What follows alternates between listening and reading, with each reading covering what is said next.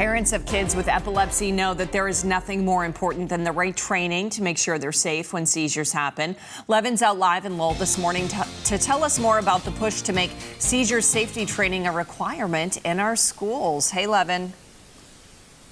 Hey, Brianna, and we are at the Epilepsy Foundation of New England, and I'm here with Kimberly Schumacher. And seizure safety in schools, we would have thought this has been something that's already been passed. Why is it taking so long? Because 25 other states have done it. Well, I agree with you. You would think that as part of standard first aid training, there would also be awareness of seizures and epilepsy, especially since 1 in 10 individuals will have a seizure in their life. It's not like that. I learned that firsthand when my daughter at 4 had her first seizure. And there's a lot of folks in the schools that aren't familiar with how to recognize the signs of seizures.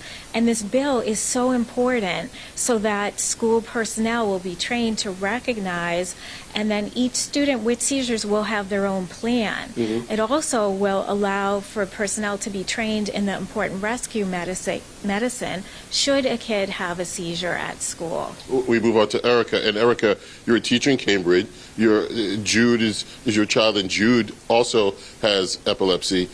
I'm sure you want this to get passed on Monday, or you're going to be there as well. Absolutely, yes. I'll be in the State House on Monday thinking about this bill and talking about it. It's super important to me as a parent and as a teacher. I work with a lot of students. I think about my own kid going to school and being safe, and I really want to make sure that all teachers are prepared to take care of the students that they're taking care of all day long in the best ways that they can. You talk about training and being prepared. This is where we bring in Ann. And Ann, the training, some people, is it difficult? What do people have to do? No, in fact, most schools, teachers are required to learn EpiPen, which is using a needle, but to stop a seizure, it's just a simple nasal spray, which you just take this, insert it in the nose, and press. Easy peasy. It seems like it's something easy for everyone who can learn to do. Yes. So we have over 400 staff that work with our students, and I train all of them, and we review it on an annual basis to keep our students safe. And I got to ask you, I'll go back to Erica. Erica, this weekend's a big day for the Epilepsy Foundation of New England. What is it?